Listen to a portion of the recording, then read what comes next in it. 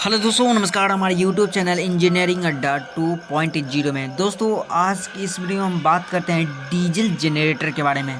ठीक है, ये क्या होती है, इसका डिफिनेशन देखेंगे, इसका वर्किंग देखेंगे और इसमें अंदर में कौन कौन सा इक्विपमेंट लगी होती है ना, वो भी देखेंगे।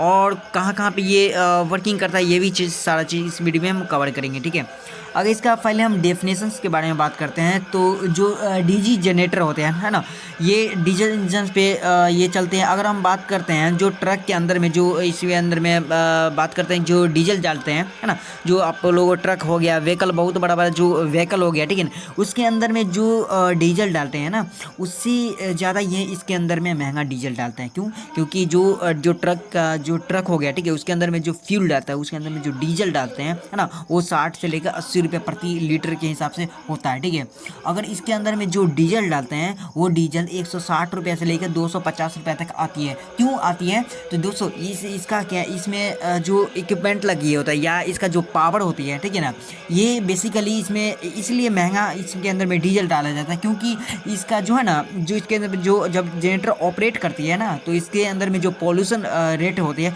बहुत कम होते हैं। यानी जब इसके अंदर में जो 160 रुपये से लेकर 250 रुपये लीटर प्रति लीटर वाले जो इसके अंदर में जो डीजल डालते हैं ना, वो क्या करता है कि इसके अंदर में वो पॉल्यूशन लो देता है, यानी पॉल्यूशन नहीं के बराबर देता है। और वहीं ट्रक कार में देखते होंगे कितना सारा उसके अंदर में पॉल्यूशन होता है, लेकिन इसके अंदर में क्या होगा, उतना ज़्यादा पॉल्यूशन नहीं होता है क्योंकि इसके अंदर काफ़ी महंगा जो डीजल है इसके अंदर में डाला जाता है। ठीक है, जो कि डीजल टैंक इसके अंदर में काफ़ी बड़ा भी होता है। ठीक है, अगर हम बात करते हैं इसका इक्विपमेंट के बारे में दोस्तों, तो इसका इक्विपमेंट आता है फ्यूल वाटर सेपरेटर और फ्यूल फिल्टर आता है और एक्चुएटर आता है और एक दो और इक्विपमेंट आता है। ठीक है, इसके सारा डिस्कस इसके वीडियो में हम पूरा करेंगे। ठीक है, अगर सबसे पहले हम बात करते हैं फ्यूल वाटर सेपरेटर का। दोस्तों फ्यूल वाटर सेपरेटर इसके अंदर में जो लगा होता है वो क्यों लगा होता है? दोस्तों इस फ्यूल वाटर सेपरेटर में, इस जीडी में फ्यूल वाटर सेपरेटर का काफ़ी ज़्यादा यूज किया जाता है। ठीक है, ऐसा इसलिए किया जाता है जब वर्षा होता है, ठीक है, देखते हो कि जो डीजल जनरेटर होता है वो बाहर में ही रखा रहता है। ठीक है, अगर बाहर में रखा रहता है तो इसके अंदर जब बारिश होता है तो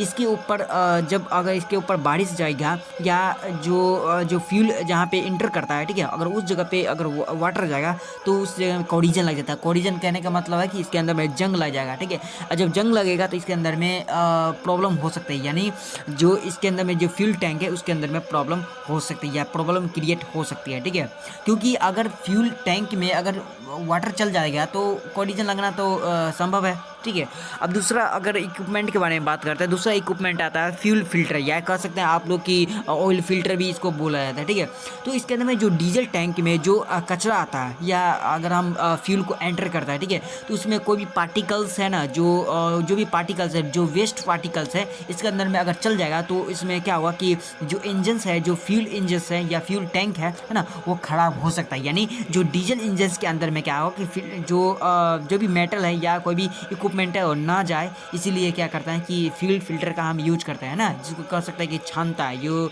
कोई भी आप जनरेटर में भी देखते होंगे कि अगर इसके अंदर में जो फ्यूल एंटर करता है तो उसमें छन्ना होता है, यानी है ना, जालीदार छन्ना होता है, जो कोई भी पार्टिकल्स या कोई भी मेटल को क्या करता है, रिमूव कर देता है। ठीक है, अब इसके अंदर में आता है एक्चुएटर। दोस्तों ये एक्चुएटर क्या होती है? दोस्तों एक्चुएटर क्या होता है कि जो 1500 किलोवाट का अगर मतलब जो डीजी यानी डीजल जनरेटर है ना, और इसके अंदर में 1200 किलोवाट लोड चला रहा है, यानी कहने का मतलब है कि हम 1500 किलोवाट का है ये, ठीक है, और 1200 किलो मतलब जो लोड है उसको हम चला रहे हैं। ठीक है, तो उस टाइम क्या हुआ, जो डीजी है ना, 2 घंटा मान के चलिए चला है, तो 2 घंटा चला है और 2000 जो लीटर है वो ख़त्म हो गया। मतलब 2 घंटा चला, 2000 लीटर क्या हुआ इसके अंदर में ख़त्म हो गया, क्योंकि भाई पहले बात किया ना, 160 रुपये से लेकर 250 रुपये प्रति लीटर इसके अंदर में जो फ्यूल डालते हैं। ठीक है, तो ये 2 घंटा चला और 2000 लीटर ये डीजल क्या कर दिया कि ख़त्म कर दिया। तो ये जो डीजी के अंदर में कितना डीजल डालना है ना, कितना डीजल नहीं डालना है और कितना अवेलेबल है मतलब इसके अंदर में जो डीजल है ना, कितना अवेलेबल नहीं है, तो वो डिसाइड कौन करता है? वो एक्चुएटर करता है। एक्चुएटर ही बताता है कि इसके अंदर में कितना फ्यूल है, कितना नहीं है। ठीक है, अब इसके अंदर मेन इंपॉर्टेंट पार्ट आता है इंजन। दोस्तों इंजन ये डीजी का सबसे एक महत्वपूर्ण या इंपॉर्टेंट कह सकते हैं कि इसका अंदर में पार्ट होता है। जो डीजी के अंदर में क्या होता है, बेसिकली 4 स्ट्रोक इंजन लगी होती है। ठीक है दोस्तों, इसके अंदर में चौथा इक्विपमेंट के बारे में बात करते हैं, तो चौथा इक्विपमेंट आता है लुब्रिकेशन ऑयल फिल्टर। दोस्तों लुब्रिकेशन ऑयल फिल्टर इसके अंदर में क्या काम होता है? दोस्तों इसके अंदर में इसका काम होता है कि फ्रिक्शंस को कम करना।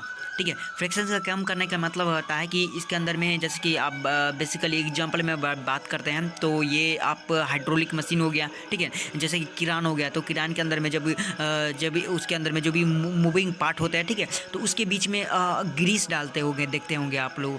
तो ग्रीस इसलिए डालता है कि जब पार्ट को मूविंग किया जाता है या पार्ट को अप डाउन किया जाता है तो उसके बीच में फ्रिक्शन जनरेट ना हो। अगर फ्रिक्शन जनरेट होगा, अब दोनों के बीच में ज़्यादा फ्रिक्शन होगा तो वो क्या होगा, जो रोटरी डिवाइस है वो ख़राब भी हो सकते हैं, ठीक है। तो इसलिए क्या करता है कि इसके अंदर में लुब्रिकेशन फिल्टर का यूज किया जाता है, ठीक है, मूविंग पार्ट के बीच में क्या होता है, लुब्रिकेंट को यूज किया जा सके, ठीक है। अब हम बात करते हैं प्राइमरी लुब्रिकेशन ऑयल पंप।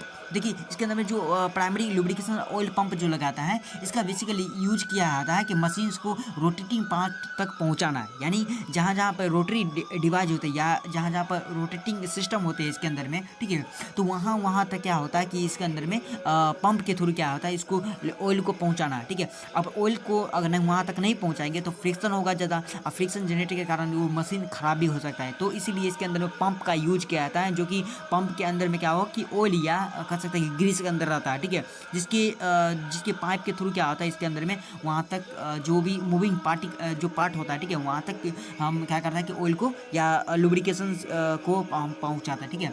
तो नेक्स्ट टॉपिक्स आप लोग कमेंट करें, ठीक है, उसके अकॉर्डिंग हम वीडियो ज़रूर बनाएंगे।